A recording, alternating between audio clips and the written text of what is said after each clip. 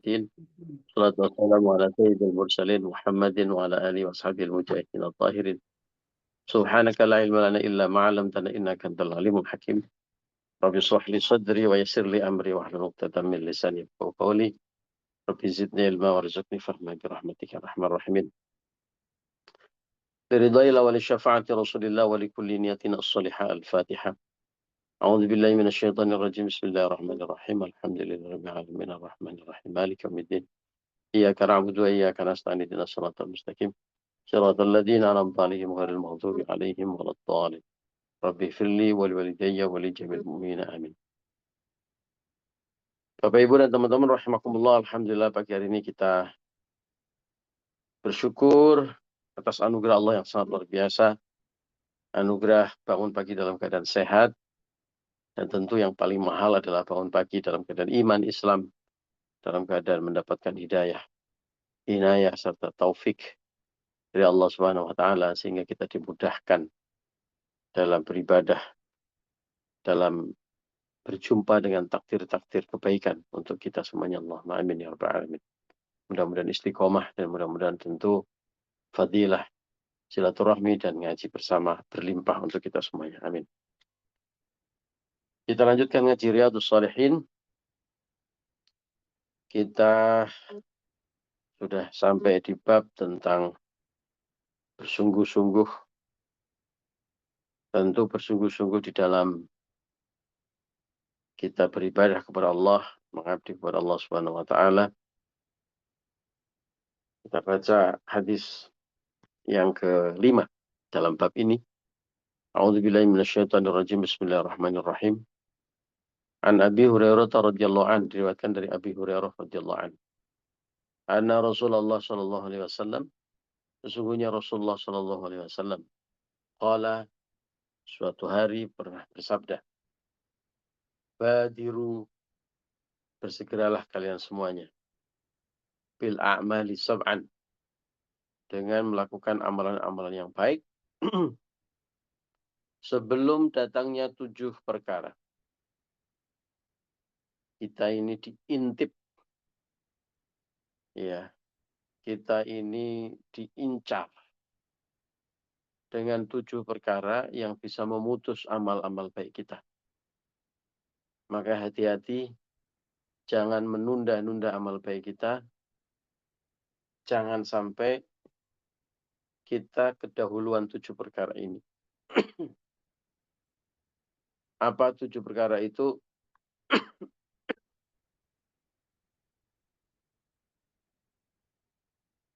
Sabda Rasulullah sallallahu alaihi wasallam, hal tantadiruna illa faqran bunsiyan. Apakah engkau menunggu? Apakah engkau menantikan datangnya keengganan untuk melakukan amal baik? Melainkan setelah tibanya waktu kefakiran yang melalaikan. Ya. Jadi ada orang yang fakir. Fakir itu, ya udah tahu lah ya fakir, yang nggak perlu dijelasin. Ada orang yang fakir, dan saking fakirnya,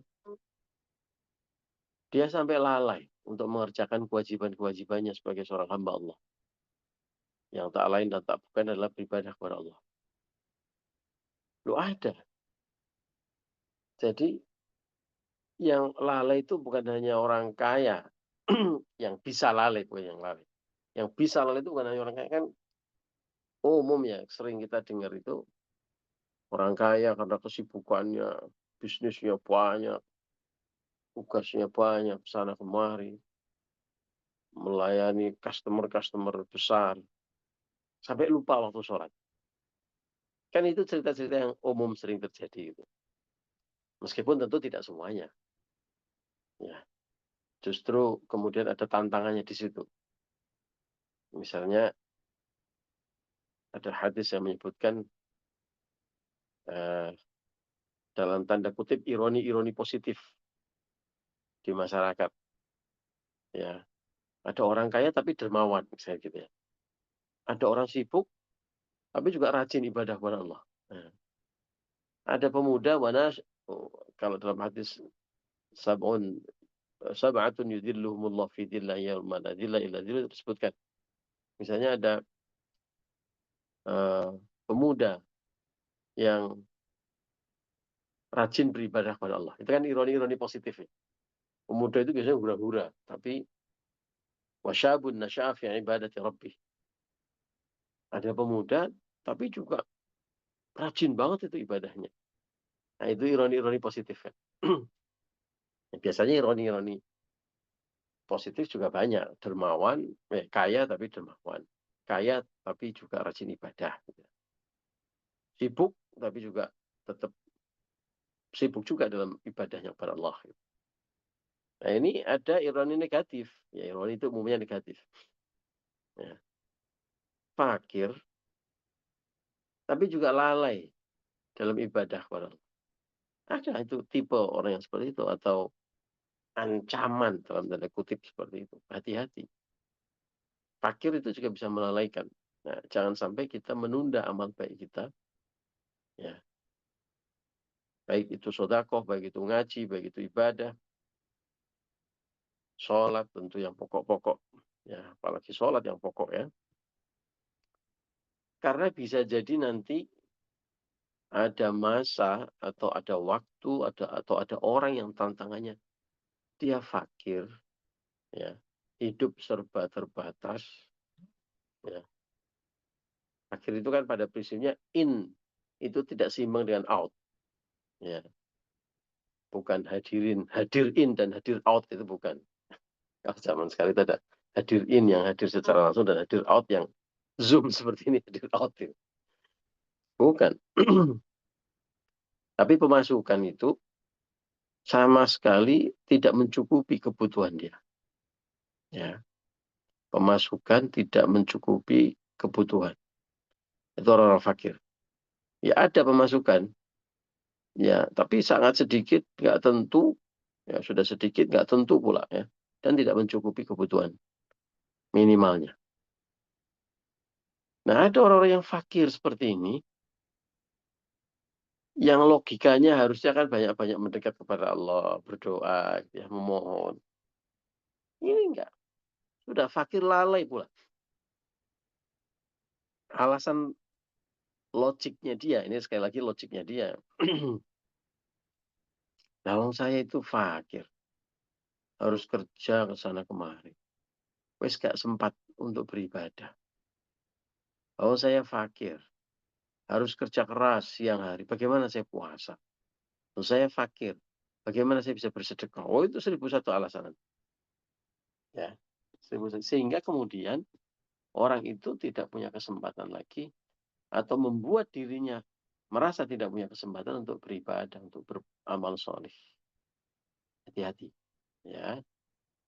Yang ada waktu, ya bukan yang ada waktu, semua kita harus mengalokasikan waktu.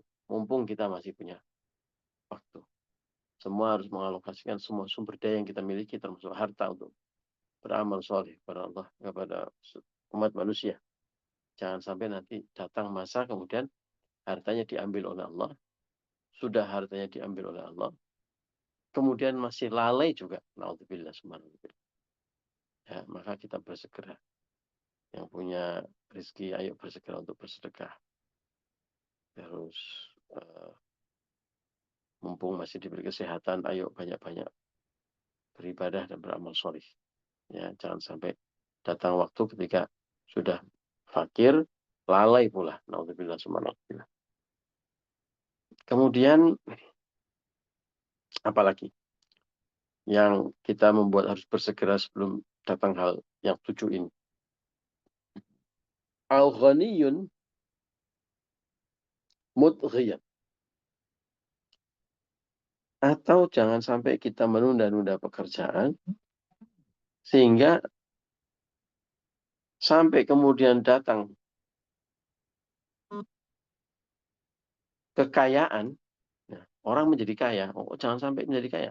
Nah, ini ada keterangannya, mudghiyan, yang curang. Ya.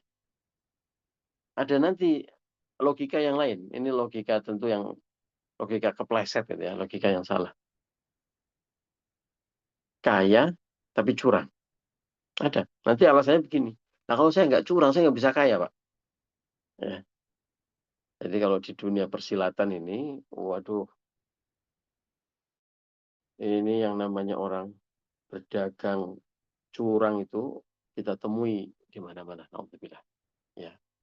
Tentu yang baik, yang jujur, ya banyak. Ya. Tapi nanti kemudian orang-orang yang curang ini akan punya alasan. Bagaimana kami bisa untung, Pak, kalau nggak curang? Nah, bagaimana kami bisa survive, Pak, kalau kami nggak curang? Nanti ada godaan setan yang berupa taizin. Ya, taizin itu memperindah perbuatan-perbuatan dosa dengan alasan-alasan yang indah. Misalnya adalah, kalau kami nggak curang, Pak, kami punya karyawan 200, Pak. Bagaimana mereka makan nanti? Nanti mereka nggak punya pekerjaan, Pak, karena kita nggak bisa kompetitif. Nah, itu taizin itu. Ya, melakukan kecurangan, melakukan perbuatan dosa dengan dikemas alasan-alasan yang kesannya baik. Nah, itu kerjaan setan itu. Ya, kerjanya setan yang menular kepada manusia yang curang. Bagaimana kami tidak curang, Pak. Kami punya karyawan 200 yang mereka harus makan, setiap bulan harus gajian. Ya, kalau kami jujur, kami nggak bisa kompetitif, kami nggak bisa survive, mereka kena PHK semua. Nah, kan kesannya baik kan. Tapi ya tetap saja nggak baik orang curang. Nah, soal 200 orang yang membutuhkan pekerjaan dari kita, kemudian kita berpikir kalau kita nggak curang nggak bisa kompetitif, itu kan pikiran jahat setan yang dikemas seolah-olah baik kan. Karena itu semuanya adalah apa namanya, perbuatan yang tidak bisa dibenarkan. Dan kemudian kita bersuudzon atau berprasangka buruk kepada Allah. Seolah-olah Allah tidak bisa menjaga nasib 200 orang ini tanpa kecurangan kita. Padahal Allah sudah menjamin, bahkan dabah, serangga yang ada di tanah yang nggak ada namanya itu pun dijamin rezekinya oleh Allah. Wa ma min dabatin illa 'ala Allahi rizq. Dijamin. Kok berani-beraninya kita berpikir 200 orang itu tanggungan saya. Kalau nggak karena pekerjaan saya nanti mereka nggak makan. Ya, emang kita yang menjamin mereka kenyang dan dapat makan. Tidak. Kita ini cuma wasilah saja. Ya. Kita orang itu bersuudzon kepada Allah bahwa kalau tidak curang tidak kompetitif, dan kalau tidak kompetitif maka nggak bisa survive. Loh, wong yang membagi-bagi rezeki itu Allah, kok kita berpikiran suudzon seolah-olah kita nggak bisa kompetitif. Secara ikhtiar kemanusiaan bukannya masih begitu banyak strategi lain selain soal strategi pricing. Ya kan? Banyak cara-cara untuk efisiensi, cost improvement, strategi-strategi pemasaran kreatif, ya, yang bisa membuat kita bisa bukan hanya survive tapi leading di pasar, di market. Ya, terlalu bersuudzon kita kepada Allah seolah-olah hanya itu caranya. Nah, itu problematik. Itu bukan alasan objektif yang sesungguhnya, itu taizin atau hiasan dari setan, ya, atas perbuatan-perbuatan buruk yang dikelola, yang dikemas seolah-olah menjadi baik. Hati-hati. Ya, ini salah satu apa namanya, salah satu dari 7 perkara yang bisa menjerumuskan kita seolah-olah kita nggak bisa melakukan amal baik lagi. Ya, karena yang nomor 2 ini adalah kaya yang bisa menyebabkan kecurangan. Ya, ternyata yang curang itu bukan hanya orang-orang yang tidak punya uang untuk kemudian curang bisa dapat uang. Tapi justru ada juga orang kaya yang pengen haus, semakin haus dengan kekayaan, dengan harta dunia, sehingga rela melakukan apa saja. Ya, termasuk kecurangan-kecurangan ini salah satu problematika bangsa ini.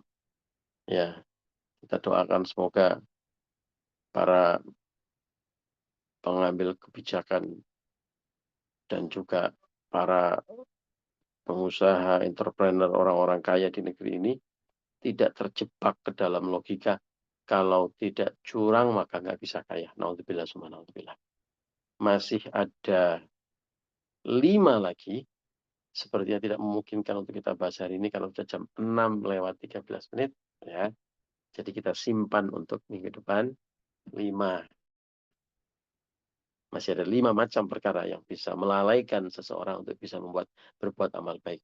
Ironi-ironi yang menarik ya, yang kadang-kadang eh, kita tidak bisa bayangkan, tapi ternyata Kanjeng Nabi sudah mensabdakan ini, sudah bersabda tentang hal ini berabad-abad yang lalu.